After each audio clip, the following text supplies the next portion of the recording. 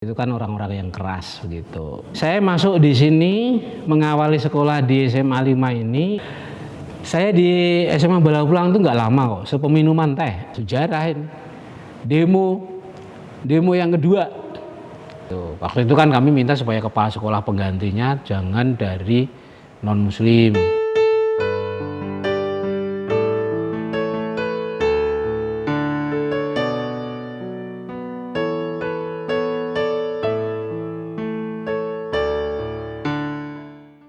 Selamat pagi, Assalamualaikum warahmatullahi wabarakatuh, Pak Adi. Waalaikumsalam warahmatullahi wabarakatuh. Selamat pagi. Gimana Pak? Sehat Pak? Alhamdulillah. Alhamdulillah sehat. Oke. Nama lengkap Pak Adi itu siapa ya Pak? Saya Supri Hationo. Supri Hationo. Ya. Kemudian asal tempat kelahiran dulu dari mana? Saya dari Semarang. Dilahirkan di Semarang 3 Januari 1963. Sudah di atas 50 berarti? Oversek. Sudah apa? Overseket. Senior sekali ternyata. Barakallah. Karena Pak Adi itu asli dari Semarang, kira-kira boleh tahu nggak Pak Adi itu dibesarkan di lingkungan yang seperti apa? Gitu. Wah, lingkungan saya itu cukup keras, Mas. Itu. Kenapa? Karena saya tinggal dulu dekat pasar, jadi kompas gitu ya, komplek pasar itu kan orang-orang yang keras begitu. Kemudian komplek kesenian Ngesti Pandowo, jadi meskipun dekat pasar, dekat ruang kesenian, jadi nuansanya menjadi berimbang gitu ya, ada rasa seni bisa dinikmati, kadang kekerasan muncul di pasar. Itu pun juga dekat dengan masjid yang bersejarah di Kota Semarang, Masjid Sekayu. Jadi nuansa religinya juga mewarnai gitu. Itu kira-kira masa kecil saya kayak gitu. Kalau dari latar belakang pendidikan dari kecil sampai menempuh mungkin sarjana itu bisa diceritain Pak? Saya dulu di TK. TK-nya Tarbiyatul Atfal. Nah, TK punya Muhammadiyah ya, Tarbiyatul Atfal. Kemudian setelah itu saya ke TK negeri. Kemudian setelah lulus TK melanjutkan ke SD negeri juga kebetulan tuh. SMP-nya negeri juga, SMA-nya negeri juga. Kuliahnya negeri juga gitu. Dalam negeri ya? Iya, jadi dalam negeri, gak pernah kuliah di luar negeri alias swasta. Kuliah dulu di mana? Saya di IKIP Semarang. Ya. Jurusan? Jurusan Pendidikan Biologi, Diploma 3. Saya masuk tahun 82, selesai tahun 85. Kemudian tahun 96 melanjutkan penyetaraan program S1-nya. Saya melanjutkan di IKIP Negeri Yogyakarta. Oke, dengar Pak Hadi juga lulusan SMA 5 ya? Iya. Oke, bisa diceritakan nggak dulu Pak suasana di SMA 5 waktu Pak Pri menempuh pendidikan di sini? Oke. Saya masuk di sini mengawali sekolah di SMA 5 ini waktu itu periode pertengahan ya. Saya bilang periode pertengahan karena SMA 5 dalam sejarahnya itu ada 3 periode. Periode awal, periode tengah, periode yang sekarang. Nah, saya masuk tahun 70 itu menempuh pendidikan di SD di sini dulu, karena periode pertengahan itu dulu digunakan sebagai proyek perintis sekolah pembangunan. Satu Indonesia hanya ada 8 PPSP. Nah, satu di antaranya adalah Jawa Tengah yang dipusatkan di Semarang. Nah, yang ditunjuk oleh pemerintah waktu itu adalah SMA 5, dijadikan proyek itu. Terus tahun 74 saya lulus, jadi SD-nya nggak nyampe 6 tahun, saya cuma 5 tahun itu. Setelah itu melanjutkan ke SMP juga, SMP tahun 77 lulus. Lalu 78 itu masuk ke SMA, tapi diperpanjang setengah tahun sama Pak Menteri Daud Yusuf. Jadi harusnya 1 tahun kelas 1, belum istilah 10 dulu ya, kelas 1, terus ditambah setengah tahun gitu. Nah, lalu 80, 81 selesai. Gitu. Suasananya apakah masih seperti ini atau ada mungkin perbedaan Pak? Zamannya Pak Pri dulu sama sekarang? Kalau bangunan 90% di bagian dalam masih ajek.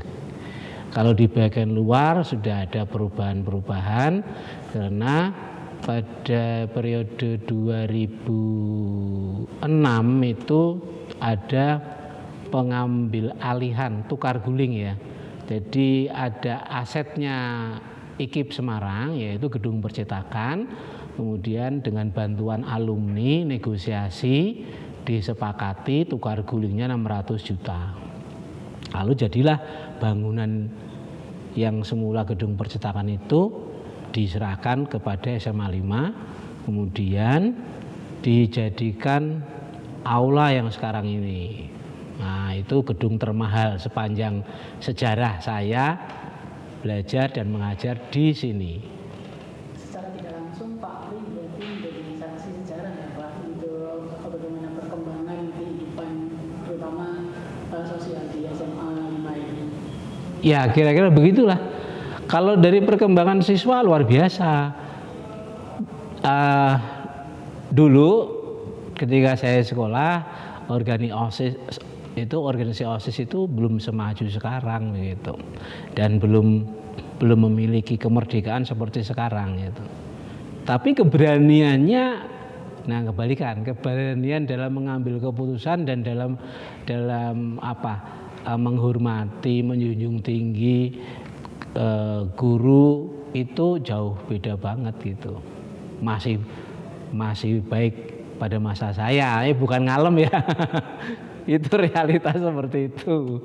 Oke, dari masa SMA di sini pastinya ada mungkin ketertarikan, bakat, hobi yang dikembangkan Pak Adi dari dulu sampai sekarang itu kira-kira apa Pak? Satu di antaranya adalah nulis. Saya dulu itu redaksi majalah dinding sekolah. Itu kemudian mau mencoba ke penerbitan tetapi belum berhasil. Nah, ketika saya mengajar di sini, saya melihat di sini ada penerbitan yang perlu dikembangkan. Lalu lahirlah majalah Citra. Nah, majalah Citra pada awal itu seperti buku biasa. Kemudian ketika saya mencoba untuk mengaktifkan, jadilah majalah Citra itu sesuatu yang sangat menarik begitu.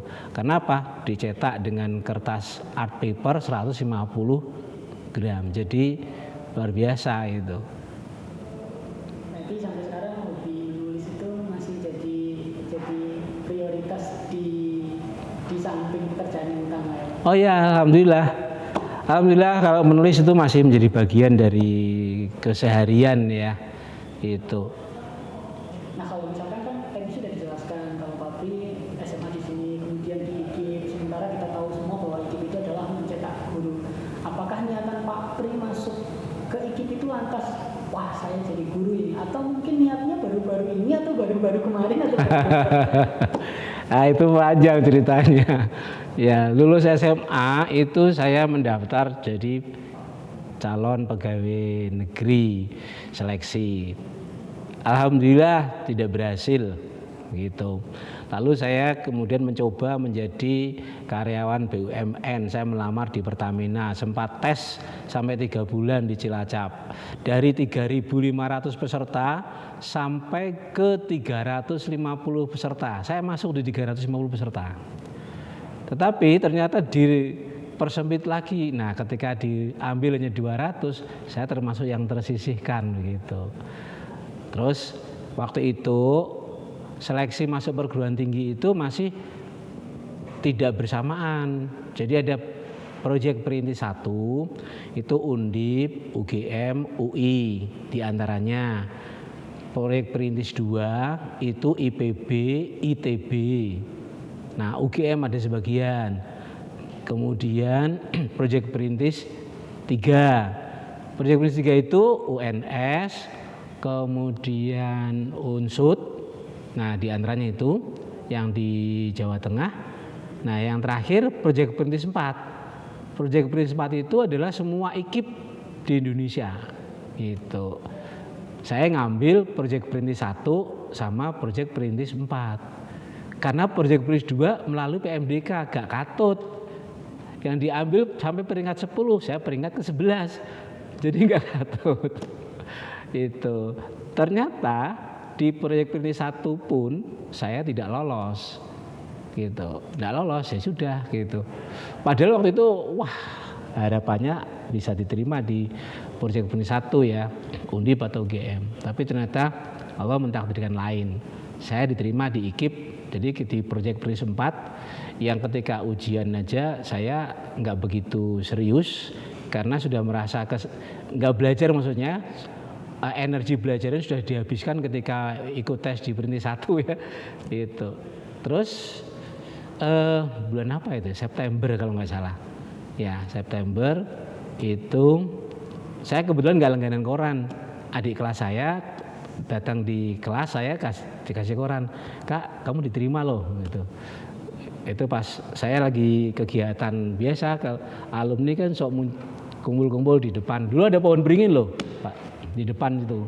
Ya, jadi sering ada kumpul gitu. Terus saya dikasih koran, saya lihat nomor saya ada di urutan ke-26 dari 32 yang diterima program D3 Pendidikan Biologi.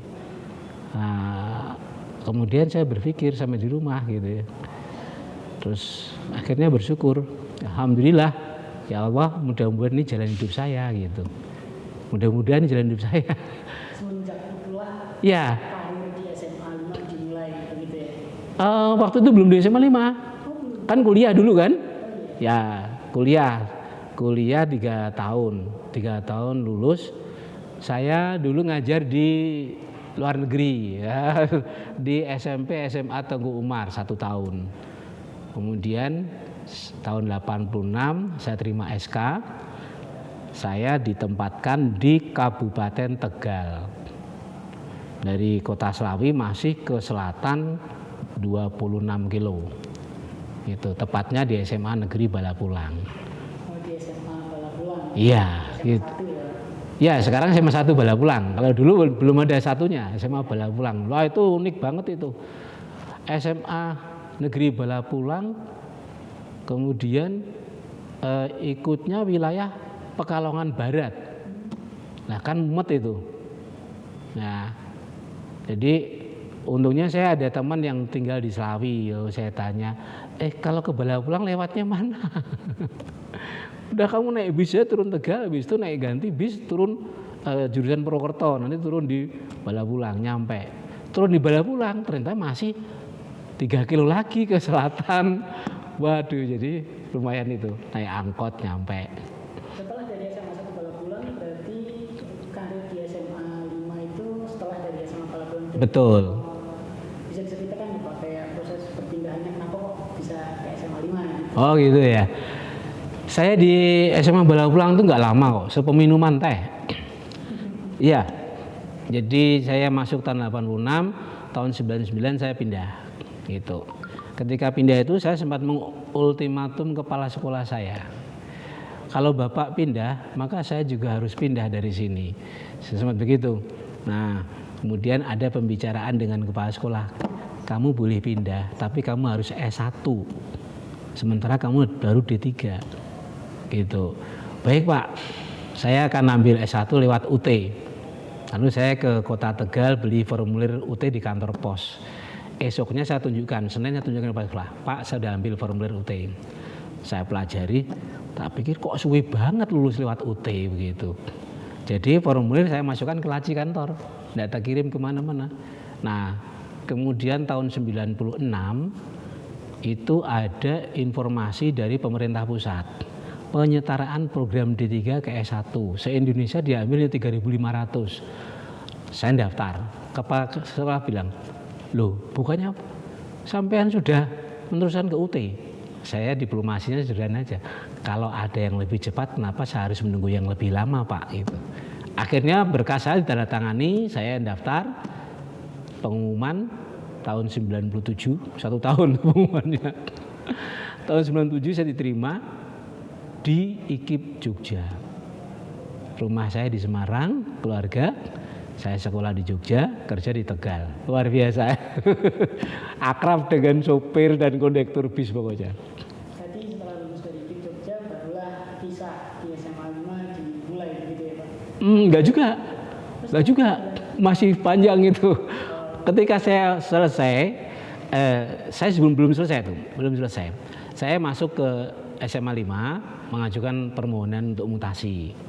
Kebetulan waktu itu kepala sekolahnya, saya perbaiki. Saya ke SMA 7 dulu. Nah, atas referensi guru kimia saya yang kepala sekolah SMA 11, coba kamu ke SMA 7, di sana kurang tenaganya. Baik Pak, saya ngajukan ke SMA 7. Di SMA 7 sama kepala sekolahnya waktu itu, ya bener, nggonku kurang guru biologi. Nah, tapi ya awak mungkin mau lulusan D3 ya. Aku ra butuh. Waduh, ini kayak ditempiling, plak gitu ya. Baik Pak, terima kasih. Saya terus pamit, saya berdoa mudah-mudahan seleksinya lulus gitu. Alhamdulillah itu 97 pengumuman lulus. Lalu saya berangkat ke Jogja. Di Jogja ada kuliah umum. Pada waktu kuliah umum itu disampaikan sama penanggung jawab penyetaraan, mewakili rektor atau sama rektor menyampaikan begini, saudara semuanya, terima kasih sudah datang ke Jogja, tapi pada hari ini kami sampaikan permohonan maaf untuk kelanjutan pendidikan sosial ditunda sampai waktu yang tidak ditentukan. Nah, itu luar biasa kan. 97 diumumkan begitu, ternyata baru tuh awal 98 diterima, dipanggil untuk kuliah. Nah, lalu ada demo itu kan, menggulingkan presiden, mengganti Pak Harto, luar biasa. Saya baru kali itu di Jogja merasakan gas air mata ya ketika kuliah di Jogja itu. Nah, saya 98, 99 selesai. Kemudian ketika selesai itulah saya nelpon guru saya, itu Pak Yitno, guru matematika. Saya telepon, waktu itu beliau menjabat sebagai waka kurikulum. Itu, Pak, di SMA 5 masih butuh guru biologi enggak? Lah, ya butuh. Lah awak mungkin wis PNS burung, sampun. Wis gendang diurus gitu. Akhirnya saya datang ke sini setelah saya mempunyai tanda kelulusan. Ijazahnya belum keluar, baru tanda kelulusan gitu. Nah, terus sama kepala sekolah yang baru itu saya kebetulan ketemu orangnya sama ketika dia di SMA 7 gitu. Terus saya bilang, Pak, ini pertemuan kita yang kedua Pak, kalau kali ini Bapak menolak saya rugi, saya bilang begitu, karena saya sudah S1, ini salinan kelulusan saya. Nah begitu. Terus dia tidak banyak jawab, dia ya wis kono diurus kelengkapan R10-nya di Pak Sarwani. Pak Sarwani itu bagian kepegawaian. Itu ayahnya Mas Budi Sumaryanto. Nah, itu. Nah, saya manggil, "Dek, aku diterima ini, minta R10." Ya wis tak gawe iki dulu gitu. Nah, itu prosesnya. Jadi saya masuk di sini, diterima mutasi saya itu November 99. Itu baru jalan beberapa bulan ya. Tahun 2000 terjadi sejarah ini. Demo yang kedua. Karena demo yang pertama itu angkatan 64 yang melakukan. Angkatan 64 melakukan demo untuk meminta kepada Dinas Pendidikan Kota Semarang agar gedung ini bisa ditempati untuk belajar anak-anak SMA 5. Itu enggak cuma anak SMA, guru sama karyawannya ikut demo waktu itu. Nah, tahun 2000 itu demonya lain. Demonya anak-anak SMA dan sebagian karyawan, guru itu mendemo kepala sekolah untuk lengser. Waduh, ini sejarah nih. Tapi alhamdulillah tidak terulang di periode berikutnya, karena itu sejarah yang cukup berarti lah. Nah, sejak itu terjadi reformasi kepemimpinan di sekolah ini gitu. Sampai sekarang. Ya, kalau nanti di podium misalnya mau dilihat itu ada kaleidoskop kepala sekolah di sini. Nanti akan saya tunjukkan, ini dulu kepala sekolah dulu waktu yang pertama kali menerima saya di sini. Ya, untuk beliau almarhum Pak Budi. Al-Fatihah. Amin. Semoga Allah merahmatinya dan menerima amal kebaikannya, mengampuni dosa dan kesalahannya. Amin. Gitu, Pak. Oke, jadi kira-kira pas waktu pertama kali masuk ke SMA 5 sebagai guru ya Pak, bukan sebagai siswa begitu. Kira-kira hambatan apa nih yang kira-kira dari awal sampai sekarang paling masih teringat, oh ini kayaknya susah nih, oh ini kayaknya sulit selama menjadi posisinya sebagai guru seperti itu. Saya kebetulan ya kayaknya nggak merasakan kesulitan deh, enjoyable aja. Kenapa? Kesulitan saya yang paling besar pada waktu itu adalah meredam gejolak siswa yang demo. Nah, itu kesulitan saya di situ. Kenapa? Karena kepala sekolah dulu kebetulan waktu saya masuk ke sini, saya langsung diberi tugas menjadi pembina OSIS, begitu. Nah, kepala sekolah waktu itu langsung memanggil saya, "Dik, tolong anak-anak di belakang itu diredam," gitu. Nah, saya ke belakang sama Bu Mindarwati, gitu. Nah, kemudian berusaha untuk mereda. Akhirnya anak-anak bisa reda dengan menyampaikan permohonan. Jadi kayak apa ya istilahnya ya? Ya semacam bukan deklarasi ya. Permohonan tertulis lah. Ini yang harus dipenuhi. Oke, permohonan ini saya bawa kepada kepala sekolah gitu. Nah, itu jadi suasananya ya sebenarnya menyenangkan, cuma di tahun 2000 itu gejolaknya luar biasa gitu. Nah, saya masih ingat senior saya itu saya manggilnya Datuk. Ya. Saya manggilnya Datuk. Dia meminta saya, namanya Bapak Haji Abdurrahman Yusal, AR Yusal itu. Nah, sudah almarhum. Untuk Pak Yusal, Al-Fatihah. Semoga Allah merahmatinya, amin. Beliau langsung jawil saya, "Sok Senin kamu dengan saya ke dinas provinsi," gitu. Waktu itu belum dinas, kantor wilayah, ke Kanwil. Kita langsung ke pendidikan, ke pendidikan menengah. Ya sudah, delalah gitu ya. Yang jadi kepala bidang pendidikan menengah itu senior saya ketika di Balapulang. Itu. Baru saya, alhamdulillah ya, saya bisa silaturahim lalu menyampaikan persoalannya. Itu. Terus beliau Bapak Dr. Anies Rojikin waktu itu mengatakan, "Iya, saya terima, tapi saya tidak bisa memenuhi semua permohonan yang sampean ajukan," gitu. Karena kita tidak boleh untuk memilah-milah, kita jalankan sesuai dengan jobnya saja, gitu. Waktu itu kan kami minta supaya kepala sekolah penggantinya jangan dari non muslim, gitu, supaya kepala sekolahnya pengganti adalah muslim. Ternyata beliau seperti itu, sangat-sangat menjaga keberagaman ya. Nah, itu satu hal yang menarik karena kebetulan beliau adalah guru PPKN ya pada waktu itu. Gitu, Pak. Oke. Memang kalau sudah passion ya lancar-lancar aja ya, tapi kalau ada hambatan ya seperti itu. Ya, kalau hambatan itu tidak ada, tapi kalau tantangan banyak gitu. Tantangan banyak, kalau hambatan nggak ada, saya gitu. Kira-kira tantangannya seperti apa? Nah, apalagi Pak Apri melewati generasi ke generasi sebagai guru di SMA 5. betul. Ya, tantangannya itu yang awal yang biasanya datang dari diri sendiri gitu. Ya. mampu enggak gitu. Jadi kita biasanya itu lebih banyak kalau membuat alasan untuk gagal dibandingkan kita memilih satu alasan untuk bangkit. Nah di situ ditawarin ini Mbak. Jadi yang saya lihat waktu itu saya sempat ditangisi sama siswa yang saya ingat betul. Anaknya namanya Nian namanya. Anak rambutnya panjang itu dan dia penari itu.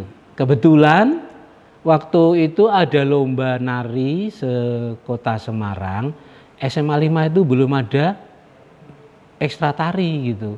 Tapi dia menang juara 1 tingkat kota. Nah, terus sama kawan-kawannya yang dari sekolah lain itu kayak dibully gitu. Gitu. Terus dia ketemu saya gitu, merajuk gitu. Udahlah, nggak usah galau. Tahun depan kita buka. Kita buka tahun depan ekstra tari supaya kamu bisa lebih berprestasi. Tapi nggak tahun depannya persis. Gitu. Jadi 2007 baru saya membidani lahirnya seni tari SMA 5 yang waktu itu disebut dengan dengan Setarima, seni tari SMA 5. Waktu itu pembina OSIS-nya Pak Ratno gitu. Nah, saya langsung di situ ada 2 laki-laki, ada 6 perempuan. Jadi cuma 8 orang anggotanya. Padahal syarat berdirinya ekstra waktu itu adalah 15 orang. 15 orang syaratnya. Nah, ini hanya 8, tapi saya bilang, oke, kita nggak usah proklamirkan ekstranya, tapi tunjukkan prestasinya dulu. Baru tahun depan kita rekrut sebanyak mungkin anggota. Alhamdulillah 8 orang itu maju untuk lomba tingkat kota meraih juara 3. Periode berikutnya naik juara 2, periode berikutnya tingkat provinsi juara 1. Nah, tantangan ya. Dan ternyata berhasil ya Pak. Iya, alhamdulillah. Tapi saya sempat sedikit crash dengan kepala sekolah ya. Karena kan waktu itu ada ditunjuk dari provinsi, karena kita menang sampai tingkat provinsi kan, ditunjuk oleh provinsi untuk mengirimkan duta pada kemah budaya di Prambanan gitu. Nah, pada waktu itu harus tampil betul, kemampuannya betul-betul. Maka saya mengundang pelatih. Nah, latihan, lalu saya ngajukan budgeting sesuai dengan biaya yang disepakati gitu kan. Sama kepala sekolah hampir ditolak itu. Loh, masa latihan 2 minggu sampai 3 juta? Pak, ini bukannya untuk latihan Pak, ini untuk sewa pakaian, 1 regu, untuk akomodasi. Akhirnya disetujui sama almarhum Pak Widodo itu.